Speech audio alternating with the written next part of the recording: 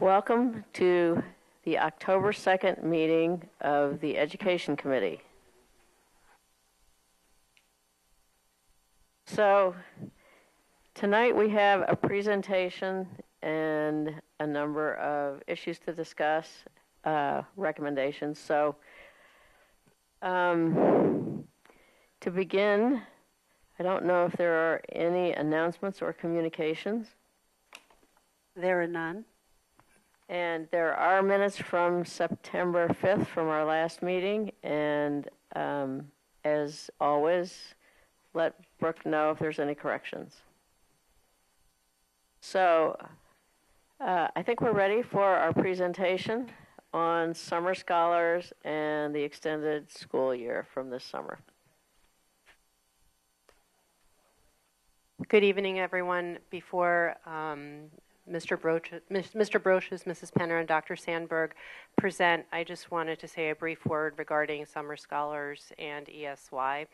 I think you're looking at three folks who have done a tremendous service to the students of Upper Dublin during the summer. From the time when we combined our summer school programs, moved them to the high school, Mr. Brosius has been there from the inception, and Dr. Sandberg and Mrs. Penner have worked over the last few years to bring those two programs together. And probably one of the highlights of my summer was walking through summer scholars in ESY and just witnessing the high standard of commitment, challenge, and care that we gave to our students this summer. It was really a wonderful thing. So thank you very much to the three of you. I'm Jesse Brosius, Summer Scholars Principal. And about a year ago, Mrs. Penner and Dr. Sandberg and I got together and decided it would be really helpful to work closely together. So in October of last year, we started planning for the 2017 Summer Scholars platform.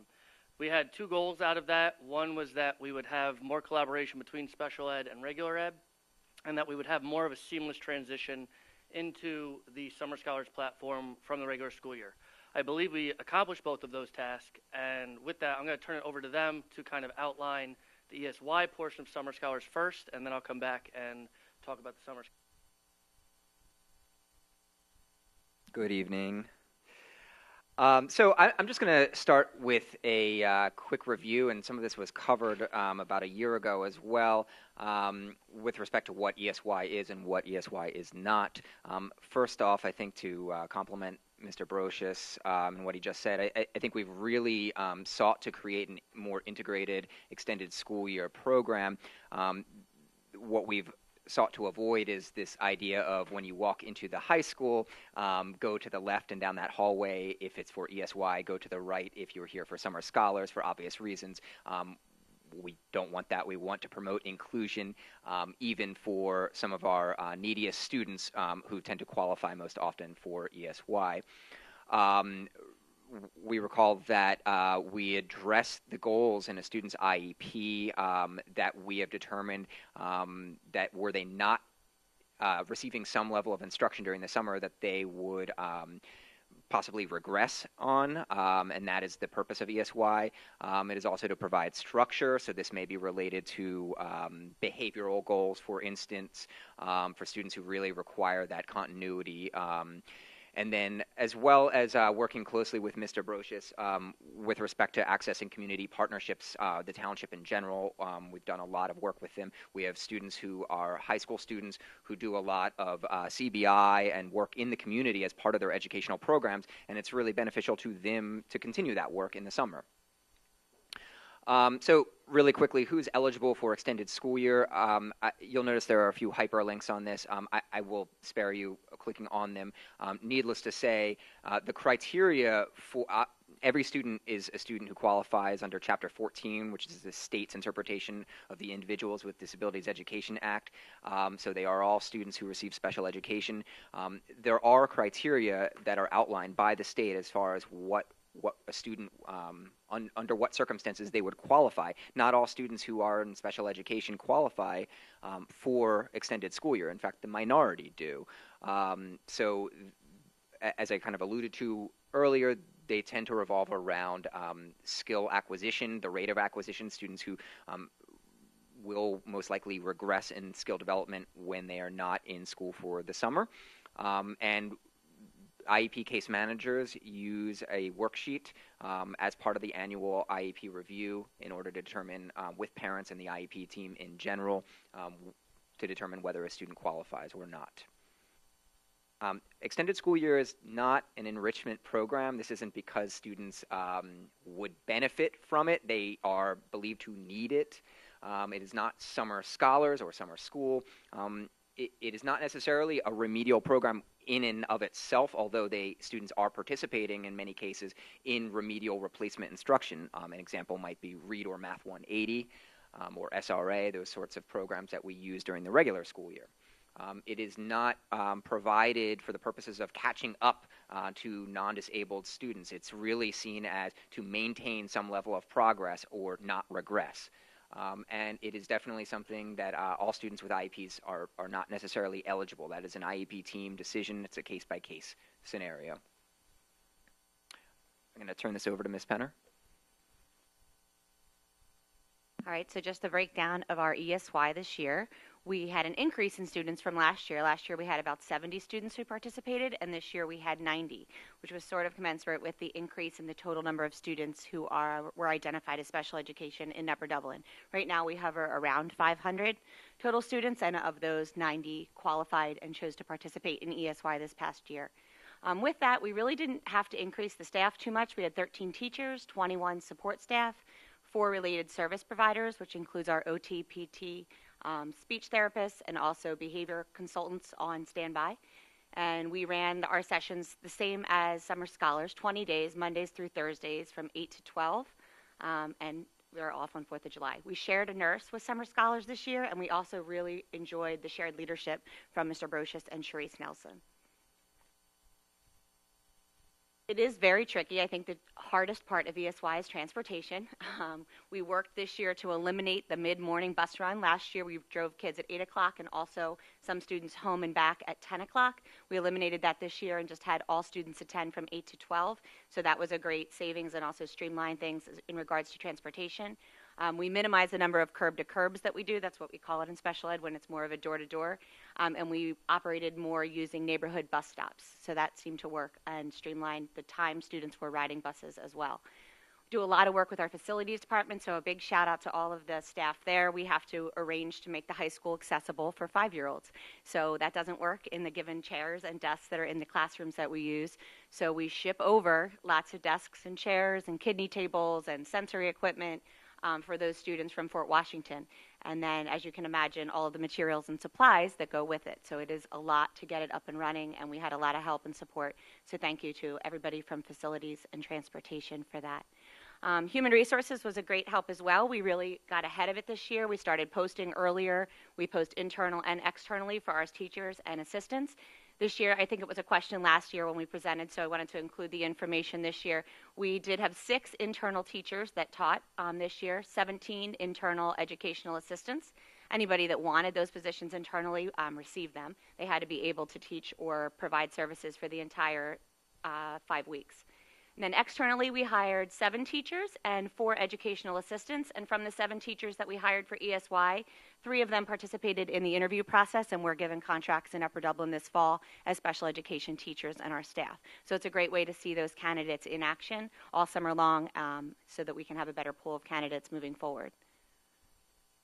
These are continued goals, very similar to what we shared last year. Like Dr. Sandberg and Mr. Brosius started, and Ava, we were really excited about the integration. And we had all the secondary kids on the second floor together, all the primary kids on the first floor together, a lot of inclusion opportunities for kids and teachers. There's some push-in and even some co-teaching. And it just felt like a more cohesive program altogether. The secretaries were joint secretaries. Both leaders were constant contact with Dr. Sandberg and myself in regards to student safety, implementation of student IEPs, transportation, and parent concerns. And it was just a really nice model this year.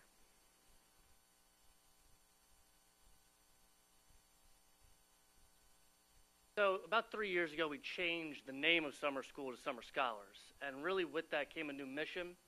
The mission is to use innovative practices to promote growth in all students.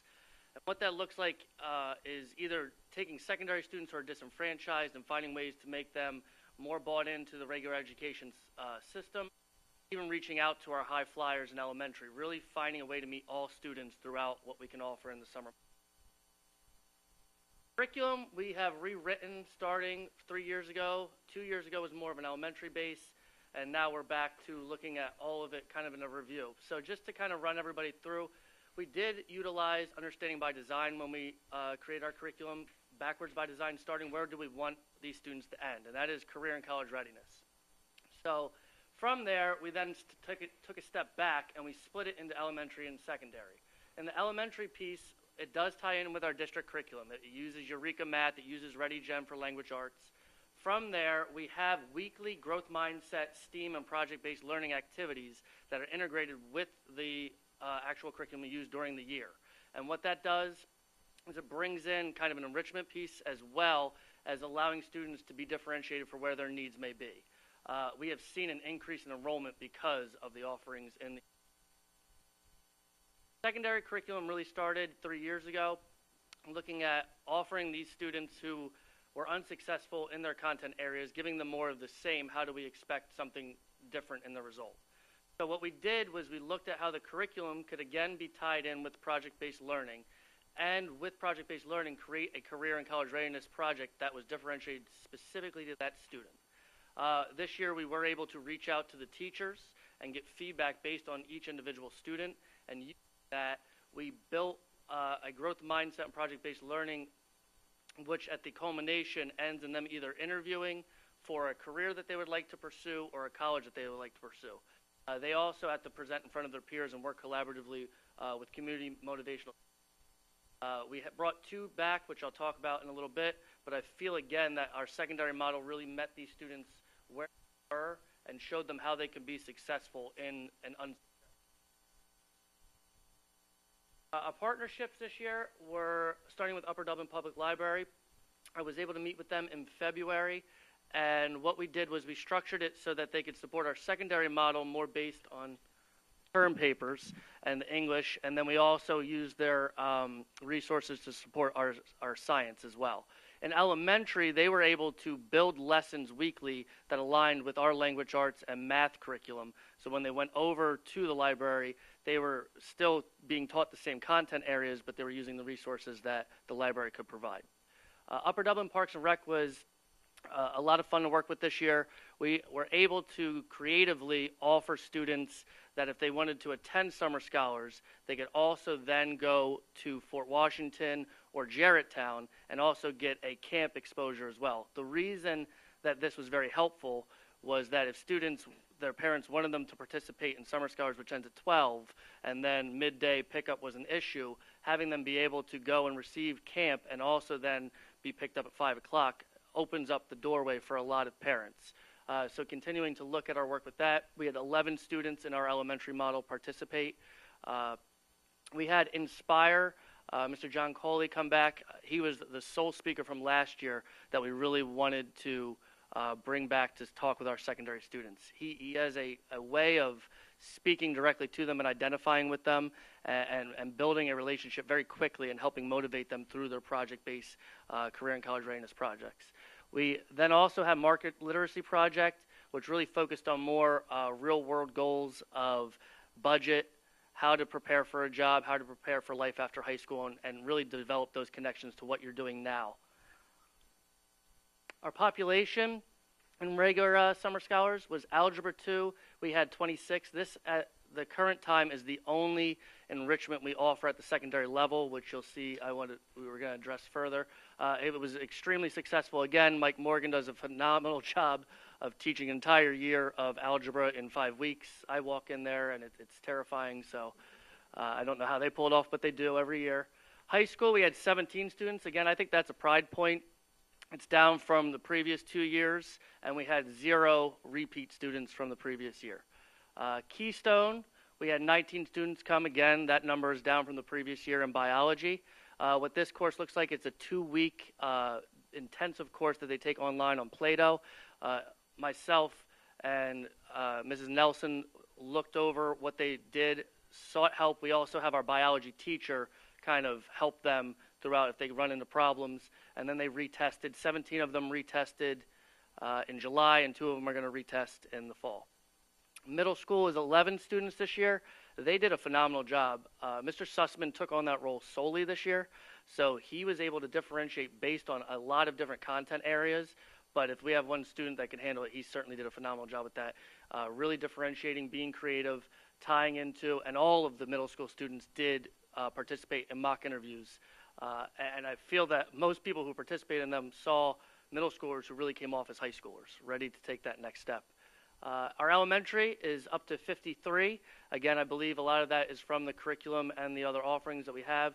Normally, we used to run around mid-30s to low 40s, so up to 53 is a good number. I think that number can continue to grow as we put it out to the community, and with that change from summer school to summer scholars. ESL had to change this year as well. We use our Title III funds, and I met with Dr. Miner earlier before summer scholars, and we really looked at how we could get the most bang for our buck. And ESL students used to come for about an hour, and then their parents would pick them up. We decided that all students who qualified for ESL would receive ESL from our teacher, but then also be part of the regular Summer Scholars program. So they were able to participate in that with no extra charge. We have 14 teachers entering K through 6, 1 middle school, and then the 4 content areas of high school. We looked a lot at creative ways to save some money this year. We had an assistant principal position that we created. However, that was because we combined a physical education teacher, a curriculum leader from the previous year, and an ESY coordinator position. So really, we condensed 3 positions into one to take the assistant principal role. I just want to clarify that the assistant principal role did not teach physical education. We were able to creatively work with special education, and because they have an adaptive PE teacher, he was able to work with the high school students who needed credit recovery, and they also were exposed to working with the special needs students, which was a very nice mix for those students. We reduced transportation routes by half. We focused field trips on local communities, so we didn't have to pay for busing to go further away when we have so many great resources around us. And also, again, our materials are purchased to be sustained. You can look at the bottom there. On the left, I have to give a shout out to Kathy Dashoff, Thomas Fitzwater librarian. She boxes up probably about 500 books that align with our units in language arts, and we ship them over to high school, so we pay for nothing in terms of our language arts curriculum because we have it accessible to our teachers that way. And our STEAM, which is the kind of maker space on the right, that picture, a lot of it is purchased to be reused. So all materials, secondary and elementary for summer scholars, were under $300 in budget. Future expansion, again, we'd like to look at how we can continue to grow the Parks and Recreation relationship, get that out to the community earlier and to our buildings in elementary. Really looking at secondary, what enrichment can we offer at our secondary level? I've done some research into robotics and STEAM and what some other districts are doing throughout the summer. We have some ideas that we'd like to explore in that realm. Sewing and creative writing, we actually have a groundwork that we've already kind of wrote up in our curriculum writing. And then secondary acceleration courses, especially in terms of like science or language arts. Since we already have Algebra 2, how can we offer acceleration in some of the other content areas? Keystone support, depending on what the state does, we may be looking to hire teachers in math, English, and also biology. Depending on what they decide, we may be trying to help students through a project or help them fulfill the requirements set forth by the state. And with that, we may need to hire staffing to support those measures throughout the summer. And finally, one of the biggest pieces that I'm excited about is looking at student success data. I've already met with Mr. Schultz and looking at how we can reach out to the teachers of last year's Summer Scholar students and the students themselves to really look at how they're performing this year and look at points of pride to continue to support them throughout the year, but also what worked and what didn't to help kind of continue to expand and reinforce the program. Leave it to...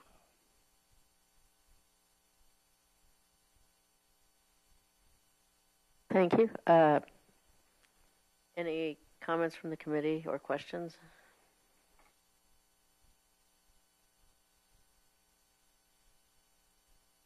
All right. So for the summer scholars, you mentioned a lot about the future expansion, I guess, with the ESY. Are there any thoughts there in terms of other areas in which it could grow, the program could grow as well? First off, by the way, I will say just kudos to the program. I think you guys have been both doing a great job. But I guess just in terms of dreaming forward, what other possibilities might there be, if any? Sure. So based on the eligibility criteria, students qualify on specific IEP goals that they're working towards. So we try to make that a balance of continuing the instruction with the interventions that they had throughout the school year, as well as making it a little bit different than what school typically feels like. So integrating more of the community-based instruction, project-based learning, and some time in with STEAM. I would say in our numbers and looking to expand, we actually kind of like the kids not to need it as much because we don't want them to regress and need that extra time for recoupment. But we're certainly looking at additional ways to continue to make it fun and exciting and help those kids generalize skills who typically struggle with performing them outside of the normal instruction. So, no, I really appreciate what you've done growing. It's not just growing the program, but improving it over the couple years that you've been involved. And I mean, I appreciate a number of the things, like, of course, the cost savings, trying to make it more efficient. Also, and when I came in, I know walking around to some of the classrooms and seeing what was going on in the areas of problem-based learning and engaging students who sometimes might not be engaged during the year in their regular classes. Obviously, we want to engage everybody all the time, but the ways that you tried to reach out and pull kids who might otherwise sort of be left behind, I thought that was really good. I don't know if I mentioned this to you when we were talking when I was in with regard to the sewing. There is one of the librarians, the Upper Dublin Public Library librarians, who is pretty good at sewing. You may have your own ideas of who's going to teach that and your own resources. So I don't know if that's an area for collaboration or not. Certainly reach out. We do have somebody in district who is also interested in the position, but it's certainly another resource. Anything else? I have one question about ESY and one about summer scholars. For ESY, so I gather that, so I understand that not everyone who's in special ed is eligible, but it also sounds like of those who are eligible, they don't all attend. And I wonder if we have any either anecdotal or survey data or anything about why, I assume it's the parents in this case, choosing not to attend. I think summer vacation plans are probably the most common reason. I would just say, while I don't have the exact numbers, the vast majority of students who are eligible do attend ESY, which is a testament to the power of the program, I think. And summer scholars, actually maybe this applies to both, but Mr. Brosius, you mentioned looking at a future area was to look more at data and how well it's working later in the year or in future years. Are we doing any of that now? So I understand there's always room for improvement in that area, but what sort of data are we looking at now to measure long-term success? We have not to this point. This is the first year that I plan on reaching out to the students, to the teachers, and collecting that preliminary data to hold it up to further years, other than looking at basic what students have repeated, what students have accomplished in the next year, but we have nothing that we have collected to this point. This is the first year that we'll be looking to do that. All right, good. I'm glad to hear you're doing that. Certainly I can add anecdotally that for the acceleration piece for math, you talked about expanding that into other content areas. Anecdotally, parents, students, and teachers all suggest, not surprisingly, that when they take a course in 5 weeks, they don't get the full lasting benefit that they might if they did it longer. But I'd love to see real data to back that up, see if that's supported by the data. Thanks. The 53 students in elementary, can you just discuss a little bit how they're selected, how many of them, I guess, are doing the kindergarten, ready, set? So KM1 has always been the larger enrollment. This year we actually did not have as many kindergarten students, which I think we really can look at getting the most needy students and reaching out to the community early to see which students we can support in that program in regards, because we actually had the lowest numbers in the years that I've been involved. I've taught summer school for 7 years prior to being the principal. So looking at how to reach out to even the preschools around in that regard is, I know we do, but continue to look at that model. And then our fourth, fifth, and sixth, those have always been our low numbers. We used to have 2 students, 1 student, 3 students in those classes. They averaged about 5 to 6 this year. So that STEAM project-based learning, I think the way to really continue to build is reaching out to the community early, because like Dr. Sandberg said, you have vacations, you have all of these things, they're already enrolled in other camps and other programs, whereas if we know at spring conferences or even before that these are going to be the offerings, they can plan around that and include that in their summer planning. So I think that's part of what we're looking at as well. So are principals identifying potential students for the program? So And then reaching out to parents? originally it was only for, in elementary as well, it was only for remediation. It was handed to parents at conferences saying your student might benefit from this program. 2 years ago is when it changed to be offered to all students in elementary. So I think that's part of that conference as well, is this is something the district offers that is not only for remediation. And I think, again, like we talked about last year, making that shift from summer school to summer scholars is still part of the mission within the district and the community. And say for elementary, what's the tuition? It's $500 for 5 weeks. 500 for 5 weeks. And we offer, do you know how many students were able to have that waived? It's not fully waived, but we have free and reduced, and it's about 12%. Okay, so about 12% of the population. 53, yes. So what do they end up paying? They were 75. Thank you. I have one other question, probably for Mrs. Morrison. At the beginning of this summer, there was an attempt to add an entrepreneurship program in conjunction with Drexel. We know that there were some roadblocks and weren't able to offer it. So I guess my question is that something that we can work out the problems and offer in the future?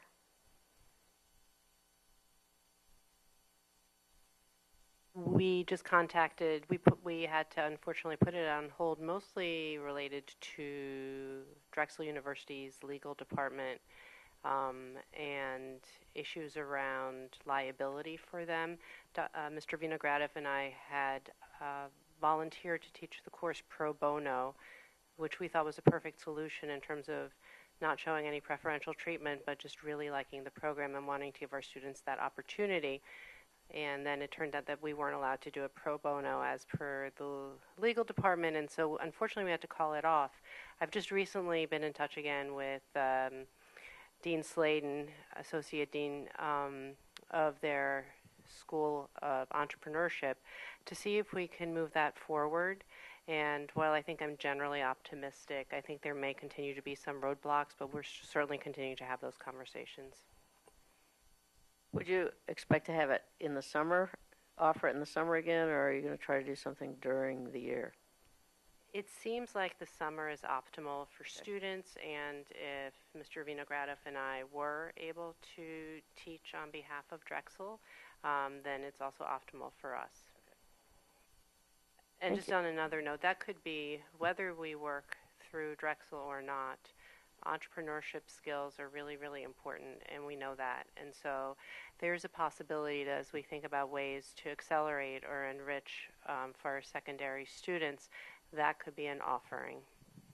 And that would be our own offering around that subject. So you mean if Drexel partnership doesn't work out, you would try to put together your own course, which is okay. That possibility exists, and I think that's something that we could probably explore. We're certainly looking at a variety of ways to make summer scholars K through 12 a center point for our community in terms of trying to build that up. I was going to say this earlier, but I'll say it now. I enrolled my own daughter, who's entering second grade, into the kindergarten program, and I was very, very pleased with her 5 weeks here and all of the things she learned, and I think it did help her transition very nicely into kindergarten. So just from a personal perspective, I highly recommend the program. Another comment? Sure.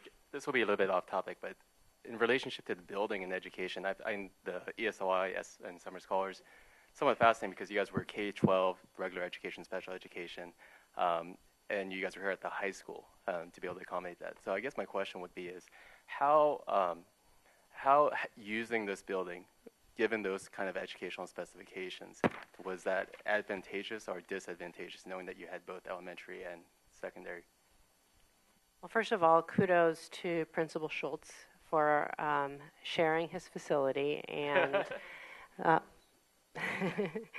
and Mrs. Penner already alluded, and I don't think we thank our facility staff enough in terms of the kind of support that we lend. But I do think this is a very nice facility. We do scale it down. We bring furniture in from our elementary buildings. Could it be more perfect in a different scenario? I think if you want to have a sense of a K-12 community, there would always be some deficit, like high school students in a middle school setting. I don't know, maybe a middle school would be a perfect compromise between the two at some point in the future. But for right now, I really do think that the high school is a great space for us. And I'm not sure, I think I see nodding heads. Besides the fact that it's air conditioned. Yeah, that's That a huge certainly one. helps. We used to teach at Maple Glen for the elementary piece and at the middle school for the middle school piece, so we're in 3 different buildings. So even the first year just moving here, it made a tremendous difference in the educational value. The students weren't melting, so I mean, that made a big difference in their ability to be engaged in what they were doing. But the technology, the resources, the staff here, everything, it makes the transition much more smooth now. So yes, it definitely is a big bonus. Thank you very much. We look forward to another good program next summer, and appreciate hearing about it and seeing it as it's going on. Moving now to our recommendations and reports. So the first one is interagency agreement for Title IIA and Title IV services with the MCIU. Dr. Miner. Thank you. In the past, Title IIA and Title IV money flowed right from the federal government to the MCIU to provide services to non-public schools. They have changed that so that school districts have more control over the funds that go to non-public schools. However, it's, in my opinion, and in the opinion of my colleagues throughout the county, and I imagine throughout the state, it's created a lot of extra effort for those of us who coordinate title services, because now we need to reach out individually to every non-public school that we serve. And in our case, we have very few non-public schools within our geographic region, and it's a very small dollar amount, under $10,000 total between the two programs. So what I am asking the board to approve tonight is that we send those funds directly to the MCIU and then have the MCIU provide those programs to the non-public schools. As part of our federal application, we had to ask the non-public schools if that was in fact okay with them. They have all said that it is okay with them, so I'm asking the board to approve that at this time. Unless anyone has any comments or questions about that, it seems like a much better arrangement. So we would like to move that forward. The next item is the Act 80 day exemption.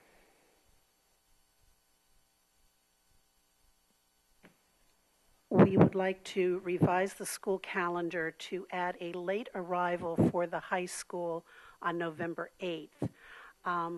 You may recall that we have asked our high school students to forego a long-standing tradition here at Upper Dublin High School of culminating Spirit Week by voting on which class wins the competitions for that week. We've asked them to give that up. And last year, and I would like to this year, the last time we will do this, to offer a late arrival to school as compensation for giving up, again, what was a long-standing tradition here. The benefit of November 8th is that our teachers at the high school will be engaging in professional development for a full day on November 7th. And I believe, Mr. V, they will be working on Schoology, training in the Schoology program. This will allow our 3 additional hours the next day to continue that work. So I am requesting that we alter the school calendar to have a late arrival at the high school on November 8th.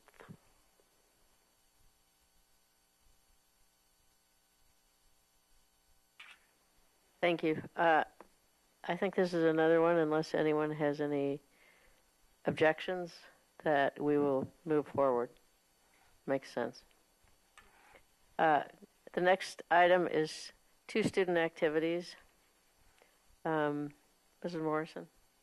I'll begin with the class of 2018 trip to Disney. This is a long-standing tradition in our school district to give our seniors the opportunity to travel together. It's a time of bonding, time of some independence as students are released into the park to explore. And we're asking permission from the board to send our students again. There is one change in past practice. We used to use our own buses for transportation, but realized that there were some limitations with the number of hours a driver might be able to drive if they were picking up students or dropping them off sometimes as early as 3 and 4 a.m. So we'll be using a private transportation company, and for this year, our district will be funding that. As we move forward, that'll be part of the total cost for students. You want me just to go on for FBLA? Our Future Business Leaders of America club and team continues to win a lot of competitions, often making it, or I think every year making it to the nationals. They're going to the Poconos to begin their journey of presentations and competitions and building up their capacity for FBLA. Any questions or comments on either of those activities?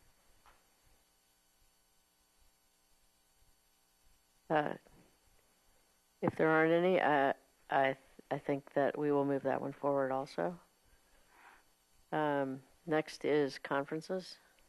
The conferences are listed for your review. Does anybody have any questions on the conferences? Excuse me, I just have a comment on my conference line. There's an error. The second column, the meals and travel, is in 753.53. It's 406.32 for a total of 1,081.32. So I'll make those corrections for the legislative meeting. Thank you. And can we also put in what the initials, what right out on the bottom usually what all the shorthand is? The PSAHHPERD. Usually on the bottom we have the... We can do that. Yeah. What is the PSAHPERD? It's the, I believe it's the Pennsylvania Health and Physical Education Teachers. Oh, okay. Okay. But we'll clarify It's that. reasonable. I'll take that. And PSCA, which is, Pennsylvania School. is that a counselors association? School counselors, okay. We usually just have the initials on the bottom. All right. Any comments or questions on any of the conferences?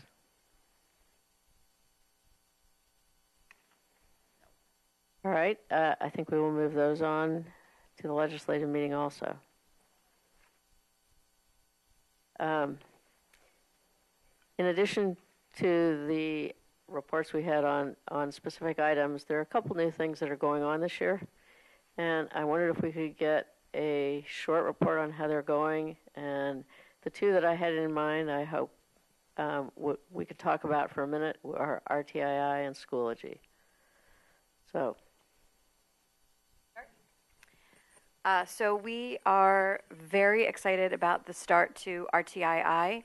Our teachers and reading specialists and principals have done an outstanding job both in the data collection in the early weeks of school and then in the conversations that they have brought to the data team meetings. We've completed the data team meetings for Thomas Fitzwater, Maple Glen, and Jarretttown, and we'll complete Fort Washington tomorrow. Thomas Fitzwater began RTI last week. Maple Glen and Jarretttown began today, and Fort Washington will begin next Monday. And I couldn't be more pleased with, as I said, the thoughtful conversations that teachers are having around what individual students need in terms of support. So we're very pleased with our launch.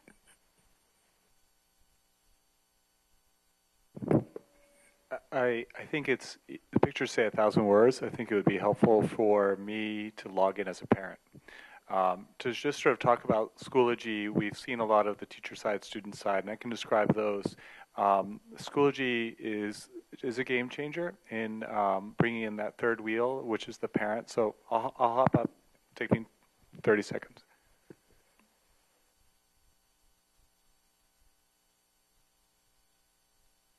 Well, Mr. Vinaigrette, I was taking those 30 seconds. Can I add a third topic that I'd like to hear an update on? Sure. I recognize we don't have all the right people in the room, but at least we can have maybe a preliminary update on the middle school schedule. Do you want to go ahead while we're waiting? Sure. We began the new year at the middle school with a brand new schedule, and when we had a fabulous committee with a lot of different stakeholders, and what we said again and again is we will be listening carefully and we will make adjustments. We have not heard any negative feedback from parents or students regarding the schedule.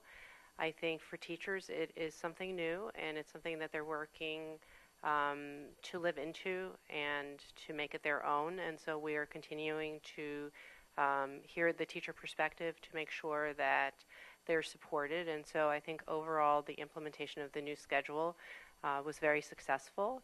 I'm cautiously optimistic, and we'll continue to make sure that it's going well, and if there are places that we need to fix, we'll fix them. I know we're only a month in, and we need to live with it a little longer before we really know anything, but are there plans to ask for feedback from parents and students?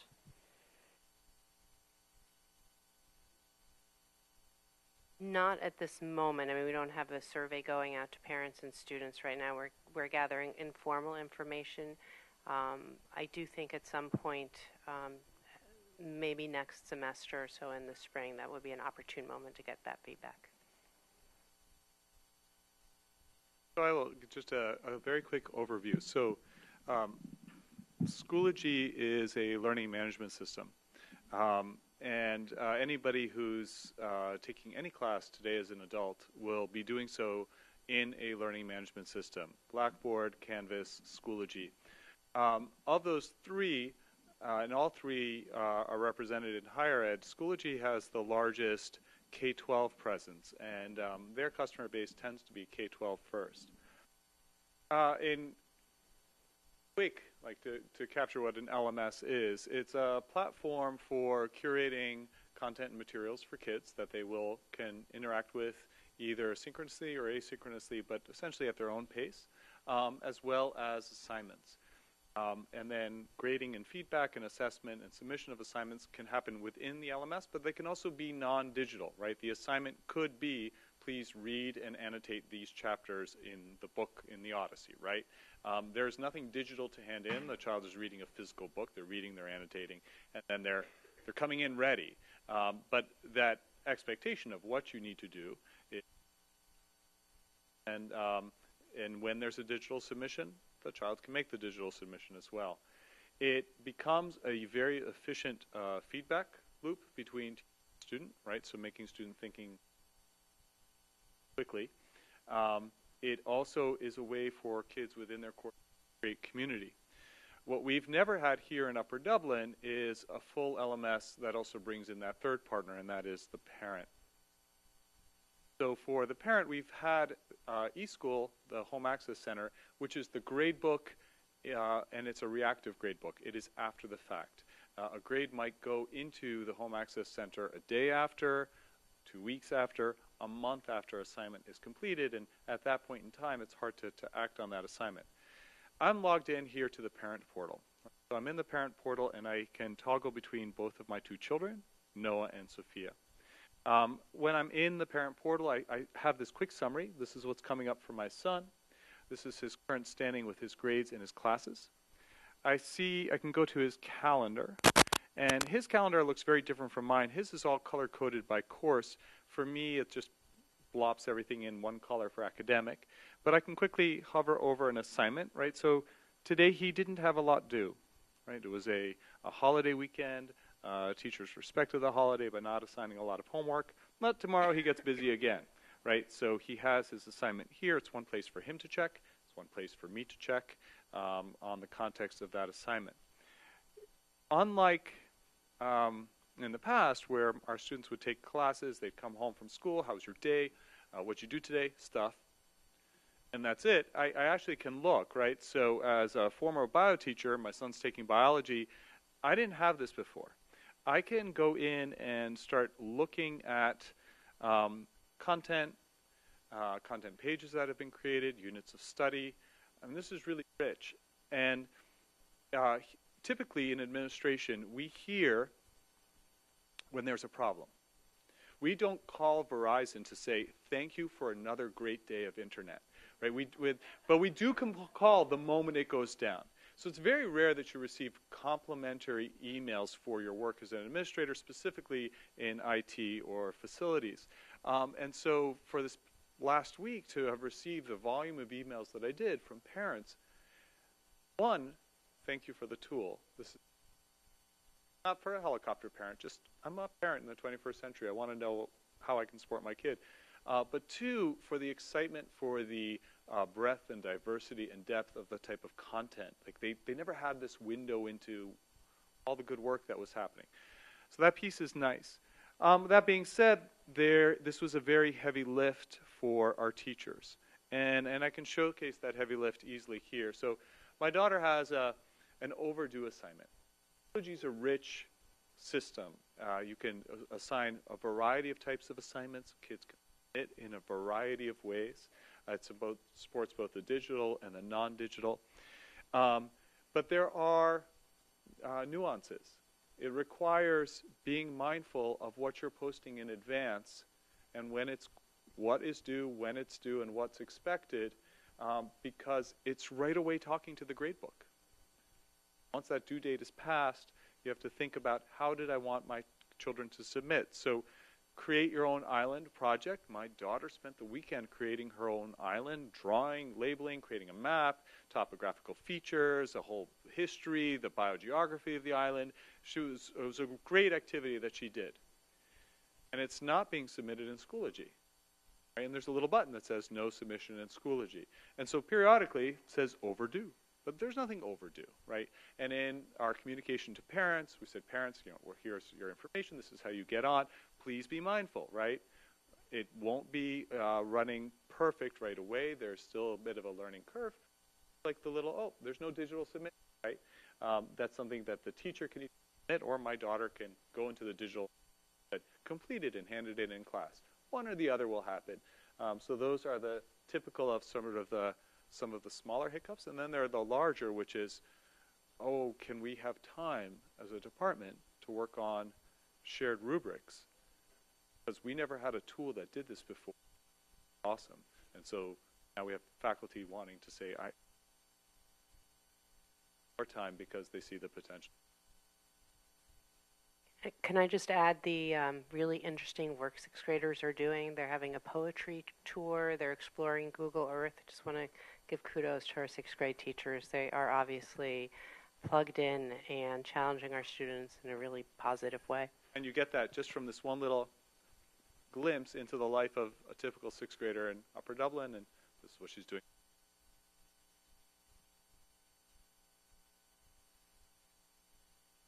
I want to say we are also doing a parent night at Sandy Run.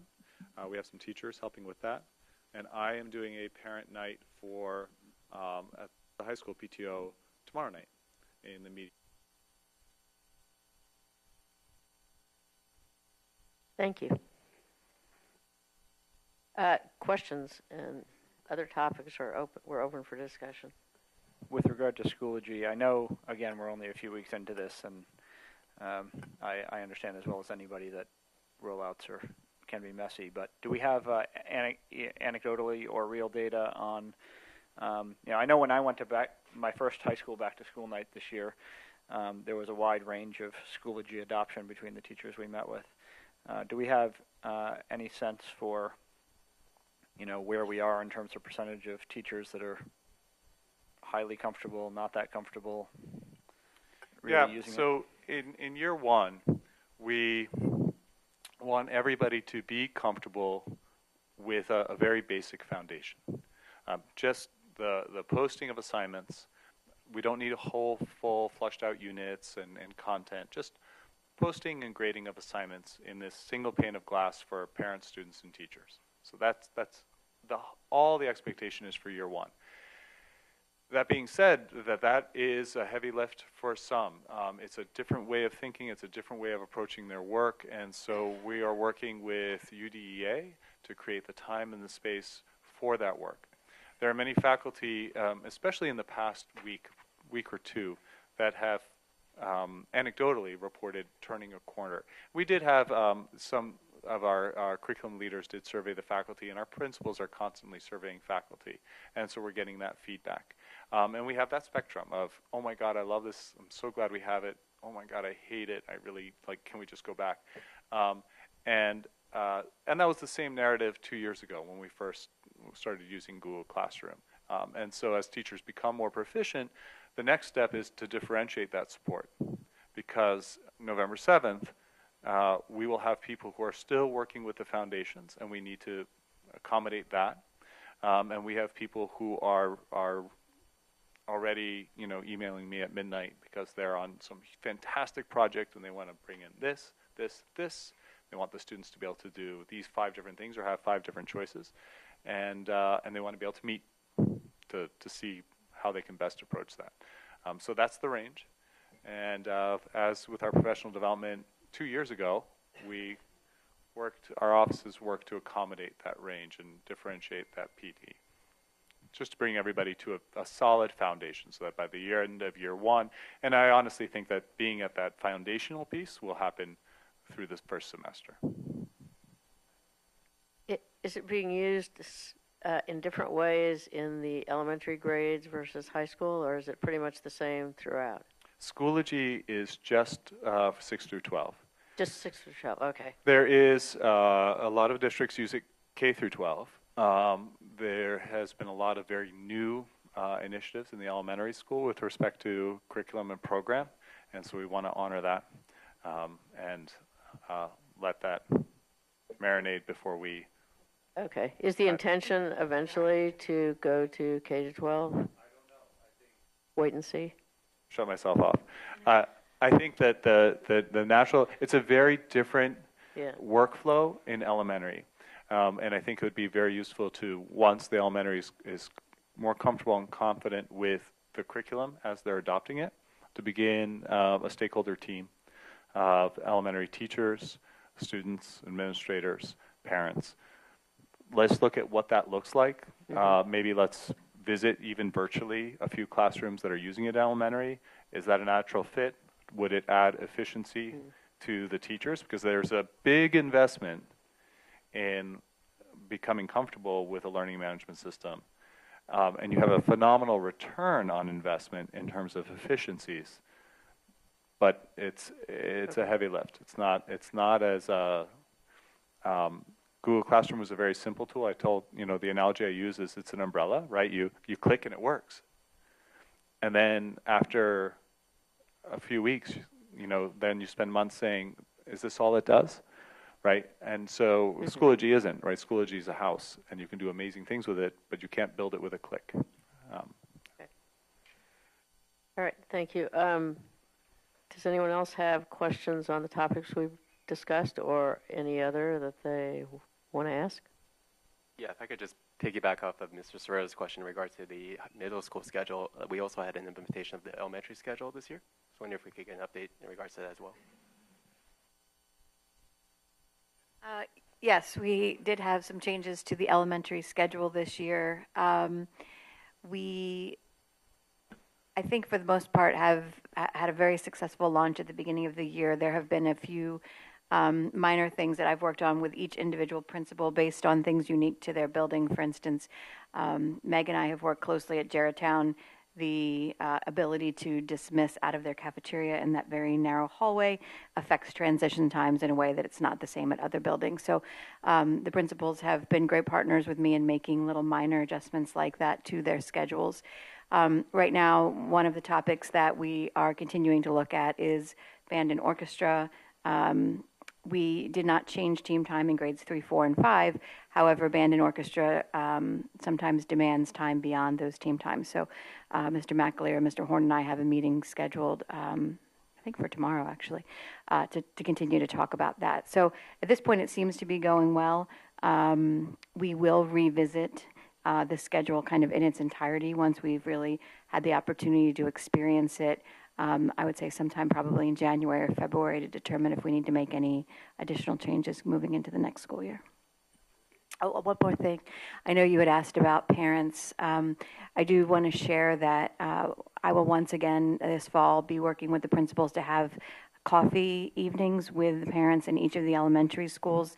Those are beginning to get posted on the district calendar, and so that's an open forum for parents to ask questions about RTI, foundations, the elementary schedule, anything that they would like to discuss and provide feedback on all those topics.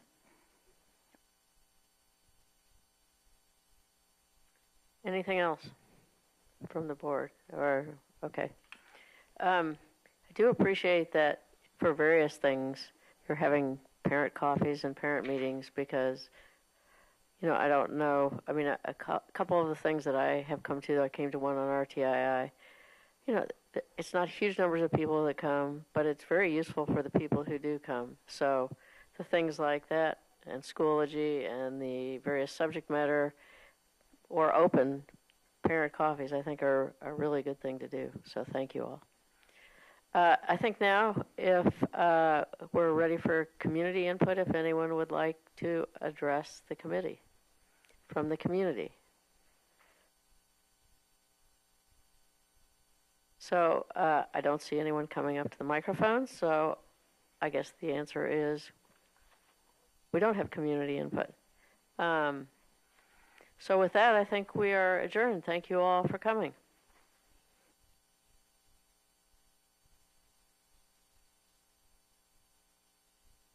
Yeah. The next meeting will be November 6th. Same time, same place. And the board will meet in executive session following this meeting. Okay. Mm-hmm.